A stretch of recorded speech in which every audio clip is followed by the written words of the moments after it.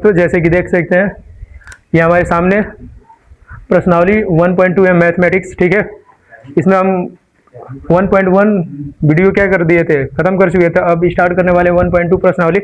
इसमें देखिए सबसे पहले क्या नंबर 1 क्वेश्चन में ये दिया है। ठीक है, दिया नहीं है, आई मीन लिखेंगे।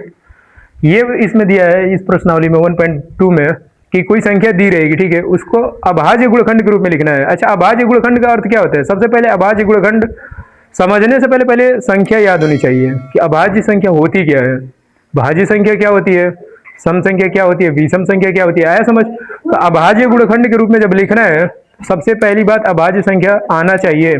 तो सबसे पहली बात सुनो, अभाज्य संख्या किसे कहते हैं? हल्का सा डिफिनेशन इसका बस बोल दे रहे हैं, लिखवाएंगे नहीं, बस बोल दे रहे हैं। ठीक है, और एग्जाम्पल देंगे। अभाज्य संख्या उसे कहते हैं कि ऐसी संख्या जो खुद से कटे, ठीक है, और एक से कटे, इसके अलावा और किसी संख्या से ना कटे, उसी को हम क्या कहते हैं? अभाज्य संख्या कहते हैं। आया समझ? कोई पूछे अभाज्य संख्या किसे कहते हैं तो क्या कहोगे? ऐसी संख्या जो खुद से कटे, मतलब एक तो अपने आप से कटेगी और दूसरी बात वो किससे कटेगी? एक से कटेगी। ठीक है, एक से, इसके अलावा और कोई संख्या से नहीं कटेगी, उसी को हम क्या कहते हैं? अभाज्य संख्या। जैसे में हम आपके सामने लिख दे एग्जाम्पल इसके। जैसे में आप कह सकते हैं कि ये बताना अभाज्य संख्या में दो अभाज्य संख्या है कि नहीं? दो अभाज्य संख्या है कि नहीं? बिल्कुल है, कहेंगे दो खुद से कटेगी और किसे कटेगी? एक से। एक अभाज्य संख्या में नहीं आती, इतना याद रखना। एक कैसी संख्या तो कहना अभाज्य संख्या नहीं है वो, गलती से भी मत भूल देना। ठीक है, ये बताना तीन कैसी संख्या है? अभाज्य संख्या है कि नहीं? तीन किससे कटती है? खुद से कटती है और किससे कटती है? एक से कटती है, इसलिए कौन सी संख्या हो जाएगी? अभाज्य संख्या होगी। अच्छा, ये बताना चार अभाज्य संख्या है कि नहीं? ये बताओ क्यों नहीं है? कोई पूछे, रीजन पूछे कि चार अभाज्य संख्या क्यों नहीं है, तो क्या बताओगे? क्योंकि ये जो चार है ना, चार, ये अभाज्य संख्या इसलिए नहीं है क्योंकि ये पहली बात एक से तो कट रही है, एक से तो सारी संख्या कटती है, तो एक से कट रही है, चलो इससे हम मान लीजिए ये अभाज्य हो सकती है। लेकिन ये देखो, ये दो से भी कट सकती है, कटेगी। और तीसरी बात ये खुद चार से भी कटेगी। मतलब एक और दो और दो और चार, मतलब तीन संख्या से ये कट जा रही है। जबकि अभाज्य संख्या का कंडीशन क्या होता है कि वो खुद से कटे और एक से कटे केवल, और किसी संख्या से ना कटे। तो देखो ये एक से तो कट रहा है, चार से भी कट रहा है, लेकिन इसके अलावा और किसे कट रहा है? दो से भी कट जा रही है, इसलिए ये अभाज्य संख्या नहीं है। तो ये अभाज्य संख्या नहीं है। ये बताना पांच अभाज्य संख्या है कि नहीं? ये बताओ। बिल्कुल है। क्यों है? रीजन पूछे कोई क्यों है तो क्या बताओगे? क्योंकि पांच जो है ना, ये किसी और संख्या से नहीं कटती है, ये खुद से कटती है और किसे कटती है? एक से। और जो एक और खुद से कटे उसे ही को हम क्या कहते हैं? अभाज्य संख्या कहते हैं। अब देखो क्वेश्चन नंबर 1 क्या कह रहा है। क्वेश्चन नंबर ये कह रहा है 1 कि जैसे 140 कोई संख्या दी हुई है, ठीक है, इसका अभाज्य गुणखंड लिखना है। 140 का अभाज्य गुणखंड लिखना है। ठीक है, भाज्य नहीं, अभाज्य गुणखंड लिखना है। ठीक है, गुणनखंड कह सकते हो, लिखना है। ठीक, कैसे लिखोगे? बस ये लिख दे रहे हैं। अभाज्य गुणखंड कैसे लिखोगे? सबसे पहली बात 140 का तुम एलसीएम निकाल लेना। ठीक है, कैसे करोगे? देखो हल में कैसे लिखोगे। ये पहला है क्वेश्चन नंबर 1 के पहला 140 का अभाज्य गुणखंड लिखना है। ठीक है, गुणनखंड कैसे करोगे? देखो 140 का एलसीएम ले लेना, वही जो 3 क्लास से पढ़ते आ रहे हो, 4 में 5 से पढ़ते आ रहे हो, वैसे ही करोगे। सबसे पहले 2 से काटो। ठीक है, कितने बार जाएगा? 7 जीरो बार जाएगा। फिर इसको 2 से मारो, कितने बार जाएगा? 35 बार। फिर 2 क्या 2 से जाएगा? नहीं जाएगा। 5 से जाएगा? 3 से जाएगा? नहीं जाएगा। 3 से नहीं जाएगा तो जस्ट इससे बड़ी संख्या कौन है? 5। 5 से काटो 7 बार, फिर 7 से काटो 1 बार। हो गया। तो 140 का जब यदि हम फैक्टर लिखना चाहें, मतलब गुणखंड लिखना चाहें, तो 140 का जो गुणखंड बनेगा वो क्या बनेगा? 2 गुणे कितना है? 5 गुणे 7 बनेगा। हमें क्या लिखना है? अभाज्य गुणखंड के रूप में लिखना है। तो देखो यहाँ पर सब के सब संख्या कैसी है? अभाज्य संख्या है कि नहीं? अब ये मत करना 2 दूनी 4 बना देना, और 4 जैसे बनेगा तो वो क्या हो जाएगी? भाज्य हो जाएगी। लेकिन हमें क्या लिखना है? अभाज्य गुणखंड के रूप में लिखना है। तो 2 के 2 से गुणा करके आपस में 4 मत बना देना है, इसको पावर में चढ़ा देना। 140 का जो फैक्टर बनेगा तो ऐसे कर सकते हो, 2 के पावर कितना? 2, इनटू में 5 गुणे 7। अब देखो ये भी अभाज्य, ये भी अभाज्य और ये भी अभाज्य, मतलब 140 का अभाज्य गुणखंड जो होगा वो 2 के पावर 2 गुणे 5 गुणे 7। ये जो है ये तुम्हारा क्या है आंसर, बस इतना ही करना है, सोच लो हो जाएगा। क्वेश्चन नंबर 2 बस बता दो क्या है। क्वेश्चन नंबर 2 क्या कह रहे हैं? क्वेश्चन नंबर 2 इसी का जस्ट पहले का दूसरा 156 का अभाज्य गुणखंड बताना है, बता दोगे? 156 का अभाज्य गुणखंड कैसे करोगे? सबसे पहली बात इसका एलसीएम लोगे 156 का, क्वेश्चन नंबर दूसरे में 156 कैसे जाएगा? 2 से, सबसे पहली बात 2 से लेके जाओ, 2 7 14 2 8 16, ठीक है। फिर 2 से लेके जाओ, कितने बार जाएगा? 2 3 6 2 9 18। फिर से लेके जाओ, कितने से जा रही है? 3 से, 3 एक में 3, फिर लेके 9, फिर ये 13 से खत्म। अब बताओ इसका फैक्टर क्या बनेगा 156 का? 156 का जो फैक्टर बनाना चाहोगे तो क्या बनेगा? 2 गुणे 3 गुणे 13। यहाँ से क्या बनेगा तुम्हारे सामने? अभाज्य गुणखंड लिखना है तो कैसे लिखोगे? 156 बराबर 2 के पावर 2 गुणे 3 गुणे 13। ये सब के सब अभाज्य संख्या है और ये रहा 156 का अभाज्य गुणखंड, यही तुम्हारा आंसर है समझ? ऐसे ही लिखना है, हो जाएगा कि नहीं ये बताओ। तो जो क्वेश्चन ये इधर लिख दे यहाँ पर कर लोगे। ये दूसरा था, तीसरा खुद से करना, ट्राई करना। तीसरा क्वेश्चन क्या दिया है जरा बोलो? तीसरा क्वेश्चन क्या दिया है जरा बोलो? 3825। ठीक है, ठीक। और चौथा 4 नंबर बता दो क्या दिया है? क्वेश्चन नंबर 4 वो भी ट्राई कर लेना, तो ऐसे ही करना है सेम। क्वेश्चन नंबर 4 क्या दिया है? 5000। ठीक है, 5005 का अभाज्य गुणखंड लिखना है, एकदम ऐसे ही करना है, ठीक है। एकदम ऐसे ही इसका अभाज्य गुणखंड लिख कर कमेंट कर देना सब, ठीक है। क्या होगा? चलते हैं क्वेश्चन नंबर 2 की तरफ। ये क्वेश्चन नंबर 1 में बस 4 ही क्वेश्चन था, जो कि 2 बता दिए।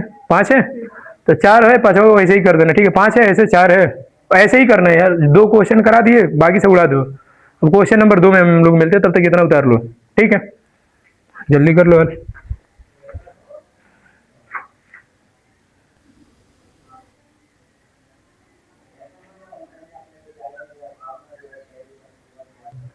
ठीक, देख सकते हैं ये क्वेश्चन नंबर 2 है। निम्नलिखित संख्या का एलसीएम और एचसीएफ ज्ञात करना है और साथ में हमें ये बताना है कि दोनों संख्या जो दी है इन दोनों का प्रोडक्ट जो होता है, गुणनफल जो होता है, वो एलसीएम और एचसीएफ का क्या होता है? बराबर होता है। हमें दोनों संख्या का क्या बताना है? तो पहली संख्या और दूसरी संख्या जो दी रहेगी उनका गुणनफल जो होता है वो हमेशा एचसीएफ गुणे एलसीएम के क्या होना चाहिए? बराबर होना चाहिए। साथ में ये भी हमें प्रूफ करना है, कोई दिक्कत नहीं है, प्रूफ कर देंगे, ठीक। बताओ पहली संख्या क्या दिया है? एलसीएम और एचसीएफ दोनों फाइंड करना है। तो पहला क्वेश्चन नंबर प्रश्नावली 1.2 का क्वेश्चन नंबर दूसरे का पहला क्वेश्चन हम बताने जा रहे हैं। इसमें क्या दे रहा है? 26 और 91। ध्यान से देखना है कैसे करना है। 91 का क्या बताना है? एलसीएम भी बताना है और एचसीएफ भी बताना है। देखो कैसे करना है। सबसे पहली बात, एलसीएम कैसे निकाला जाता है तुम जानते हो, भली बात ही। 26 का निकालोगे, पहले 26 का निकाल लेना साइड में हल, ठीक है। कैसे करना? ऐसे ही एकदम करना जैसे लिख रहे हैं। 26 का हल कैसे निकालोगे? एलसीएम ऐसे कर लोगे, लगे हाथ जस्ट यहाँ पे 91 का भी निकाल लेना ऐसे यहाँ पर साइड में, ठीक है। साथ में हल करना, बेहतर समझ में आएगा। 26 का करोगे 2 से काटोगे इसे, कितने बार जाएगा? 13 बार। फिर ये 13 से जाएगा तो कितना आ जाएगा? 1 आएगा। अच्छा, एक मतलब 26 का एलसीएम निकाल के कितना आया? 2 गुणे 13, मतलब एक गुणखंड यही तो बना। अब आ जाए इधर 91 का करोगे तो ये किससे जाएगा जरा बताना। ये डायरेक्ट 7 से जाएगा, 13 7 91। फिर ये डायरेक्ट 13 से जाएगा, कितने बार में? 1 बार में गया। अच्छा, तो इसका फैक्टर क्या बनेगा 91 का? जरा देख लेना। 91 का जो गुणखंड बनेगा वो क्या बनेगा? 7 गुणे 13 बनेगा। हमें क्या बताना है? एलसीएम बताना है ना। याद रखना, जब भी एलसीएम निकालोगे तुम, ठीक है, एलसीएम, ठीक है, जब भी एलसीएम निकालते हो तो एलसीएम में क्या देखा जाता है? याद रखना, जो दोनों में उपस्थित है उसको भी लेना, ठीक है, और जो नहीं हो उसको भी शामिल करना, वो भी गुणा करते हुए। जैसे देखो 2 यहाँ है, 2 यहाँ नहीं है, फिर भी 2 को लिख लेना, लिख दिया। अब देखो क्या 13 है यहाँ पर, 13 है यहाँ पर, तो 2 बार 13 में मत लिखना, कितने बार लिखना है, एक ही बार लिखना है, ठीक है। तो यहाँ पर एक बार क्या लिख दो 13। अब गुड़े, और देखो ये इनका तो भाई कहानी खत्म, 2 लिख दिए हटा दिए, 13 लिख दिए, यहाँ से हट गया, बचा कौन, 7 बचा, बस 7 से इसमें क्या कर देना, गुड़ा कर देना। और जैसे गुड़ा करोगे तो क्या आएगा, जरा गुड़ा करके देखना, 13 दुनाई कितना हो जाएगा 26, और 26 से 7 में गुड़ा करोगे कितना हो जाएगा 6 7 42 2, इसके बाद गुणा करो तो 182 मीन इतना आएगा। तो ये जो निकल के आया, ये क्या निकल के आया है, एलसीएम क्या निकल के आया है, आया बात समझ की नहीं, ये बताओ, एलसीएम निकल के आया। अब हमें क्या फाइंड करना है, एचसीएफ। अच्छा एचसीएफ कैसे निकालेंगे, देखना एचसीएफ की जब बातें आएगी तो एचसीएफ हाईएस्ट कॉमन फैक्टर होता है, ठीक है, मतलब दोनों में जो ऐसी संख्या लो जो दोनों में उपस्थित हो उसी को एचसीएफ में लिखना। तो जरा देखना क्या यहाँ पर 2 है, इसमें 2 है, नहीं है तो 2 को मत लिखना है एचसीएफ लिखने के लिए।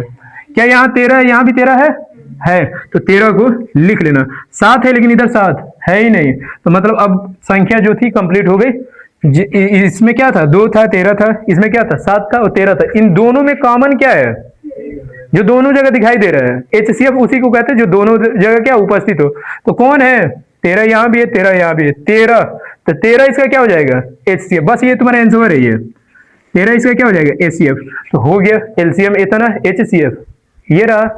अब तुम्हें क्या सिद्ध करना है, बस इतना ही आंसर नहीं रहेगा, ये तो आंसर आ गया, एलसीएम एचसीएफ आ गया, लेकिन तुम्हें साथ में ये भी सिद्ध करना है कि जब इन दोनों संख्या जो दी है ये वाली 26 और 91, जब इनका गुणा करना ना, तो एलसीएम और एचसीएफ के प्रोडक्ट जो होता है गुणा होता है इनके बराबर आना चाहिए, तब जाके ये क्वेश्चन क्या होगा, सही होगा, सही माना जाएगा। तो कर लो, कोई दिक्कत नहीं है। पहली संख्या क्या है, ये तुम्हारी पहली संख्या है, ये कौन सी संख्या है, दूसरी संख्या। क्या होता है फार्मूला, पहली संख्या गुड़े दूसरी संख्या, हमेशा क्या होती है एलसीएम गुड़े एचसीएफ की क्या होती है, बराबर होनी चाहिए। करके देख लो, पहले एलएचएस ये उठा लो एलएचएस, ठीक है, पहली संख्या क्या है इसमें 26 और गुड़े क्या है, दूसरी संख्या क्या है 91। जरा गुणा करके बताना कितना आ रहा है, इसके बाद एलसीएम इनका आपस में गुणा कर देंगे, ये 182 तो गुणा कर सकते हो, 2 अंक का गुणा है सिंपल। तो साइड में कर लो, यहाँ पर 26 से 91 में गुणा कर लो। कैसे करोगे, मालूम है ना भाई, इतना तो कर ही सकते हो। तो गुणा करो, एक में 6, टोटल गुणा कर दिए तो कितना आ गया 2366, सही है इतना। ये तुम्हारा क्या आया, इन दोनों संख्या का प्रोडक्ट कितना आया 2366, ठीक है। अब हमें क्या करना है, एलसीएम और एचसीएफ का गुणा निकाल लो, निकालो एलसीएम गुणे एचसीएफ कर दो, ठीक, एलसीएम गुणे एचसीएफ क्या आएगा जरा बताना। एलसीएम का मान कितना दिया है 182, यहाँ लिख देना 182 गुणे कितना करना है, एचसीएफ का मान कितना है 13, ये जो है एचसीएफ का मान है 13, 13 से यहाँ गुणा कर देना, देखना क्या आ रहा है आंसर, गुणा करो कितना आ रहा है, इसका भी सेम आया 2366 आएगा ही भाई, क्या है कि ये फार्मूला होता है, पहली संख्या और दूसरी संख्या का जो गुणनफल होता है वो एलसीएम और एचसीएफ के गुणनफल के क्या होता है, हमेशा बराबर होता है। इससे ये प्रूफ भी हो गया, देख लिए, दोनों संख्या का प्रोडक्ट जो गुणा है 2366 आया, एलसीएम और एचसीएफ क्या गुणाखंड कितना आया 2366, तो हम कह सकते हैं कि 2366 इधर भी आया और इधर भी आया 2366, तो हम कह सकते हैं क्या कि पहली संख्या और दूसरी संख्या का गुणनफल जो होता है वो एलसीएम गुणे एचसीएफ के क्या होता है, ये भी प्रूफ हो गया, उतार लो, असल में ये आंसर है, ठीक है। इतना ही करना है, क्वेश्चन नंबर 1 कंप्लीट। अब क्वेश्चन नंबर 2 तुरंत कराएंगे, क्वेश्चन नंबर 3 घर के लिए देंगे, ठीक है। उतार लो फटाक से, तब तक इतना, मिलते हैं क्वेश्चन नंबर 2 पे।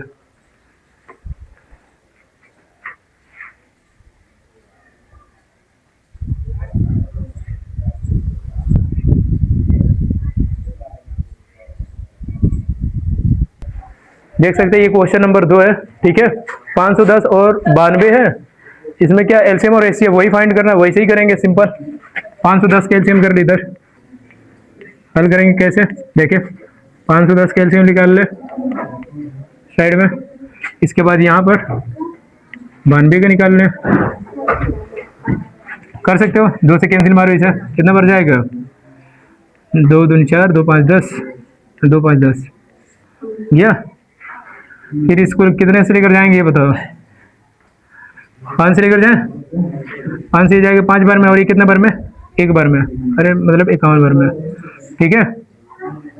और ये किससे जाएगा भाई, 51,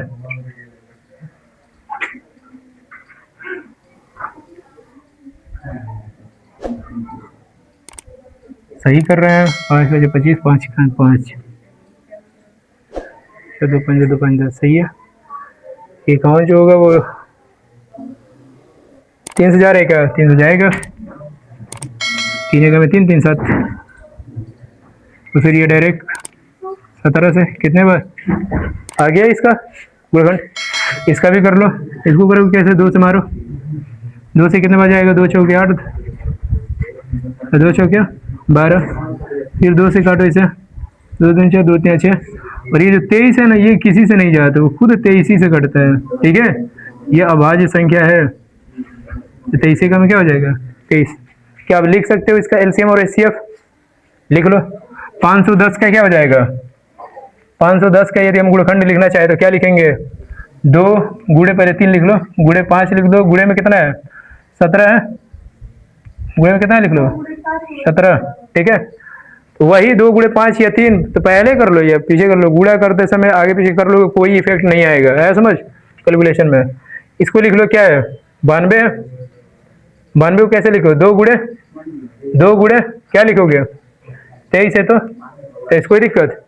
क्या अब बता सकते हो एलसीएम क्या आएगा इसका, एलसीएम यदि हम फाइंड करना चले, एलसीएम यदि हम फाइंड करना चले तो क्या आएगा जरा बताओ, एलसीएम इसका क्या आएगा, खुद से सोचो। 2 है इसमें, 2 है इसमें, 1 2 तो रहेगा, फिर इसके साथ एक और जो 2 इसमें बाकी है उसको भी लिखना पड़ेगा, लिख लिए। अब ये बताओ 3 इसमें है क्या, इसमें 3 है नहीं है, लेकिन एलसीएम लिखते समय क्या होता है सबको साथ में लेकर चला जाता है, ठीक है। तो 3 को भी लिख लेना, इसके बाद 5 है तो 5 को लिख लेना, फिर गुणे कितना है 17 को लिख लेना, फिर गुणे कितना है 23 को लिख लेना। क्या गुणा कर दो, क्या गुणा करके आंसर बताओ कितना आएगा, ये छोड़ रहे हैं आप लोग पे, गुणा करके कितना आ जाएगा, गुणा करे 2 दूनी 4 3 12 5 60, 23,460, देख लेना। गुणा यदि सही है तो कितना आएगा इसका आंसर 23,460। अच्छा इसका एचसीएफ कितना आ जाएगा करोगे तो, एचसीएफ, एचसीएफ में जब हम लिखने की जब बातें करेंगे वही चीज लेना जो दोनों में क्या हो कॉमन हो। देखो 2 यहाँ है 2 यहाँ है, तो 1 2 लिख लिए, क्या और कोई चीज कॉमन दिखाई दे रही है दोनों में, देखो यहाँ 3 है लेकिन यहाँ पर 3 है ही नहीं तो नहीं लेंगे, 5 है क्या यहाँ पर 5 है ही नहीं तो नहीं लेंगे, 17 है नीचे 17 है ही नहीं, नीचे 23 ऊपर 23 है ही नहीं, तो केवल इसका एचसीएफ कितना आ जाएगा, तो बस ये 2 इसका एचसीएफ है, कोई दिक्कत। ये रहा इसका एचसीएफ, ये रहा इसका एलसीएफ, और यही दोनों इसका क्या हो जाएगा आंसर हो जाएगा, ठीक है। जो फाइंड करना है मिल गया। अब आप लोग वो सिद्ध कर लेना कि पहली संख्या और दूसरी संख्या का जो प्रोडक्ट होगा वो हमेशा एलसीएम और एचसीएफ के क्या होता है गुणनफल के बराबर होते हैं। ये आप लोग के लिए काम है, कर लोगे। पहली संख्या कौन है लिख दे रहे हैं आगे यहीं पर 510, और दूसरी संख्या क्या है 92, इनका गुणा करना एलसीएम के बराबर हो जाएगा। एलसीएम कितना है 2 3 4 6 0 मतलब 23,460, एचसीएफ कितना है 2। आपस में जब गुणा करोगे तो दोनों का मान क्या होगा आपस में बराबर आएगा, इतना याद रखना, ठीक है। तो कर ले रही है। और तीसरा क्वेश्चन इसमें जो है वो दे रहे हैं घर के लिए, करके आना। क्वेश्चन नंबर 3 क्या है इसमें, इसी में क्वेश्चन नंबर 2 का तीसरा, क्वेश्चन नंबर 3 जो है 336 और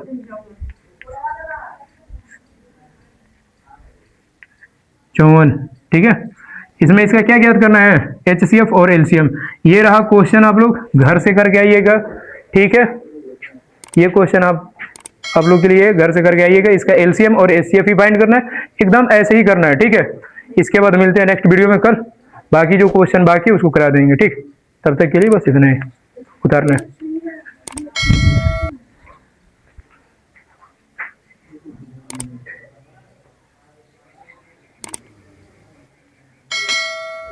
कितना है ना।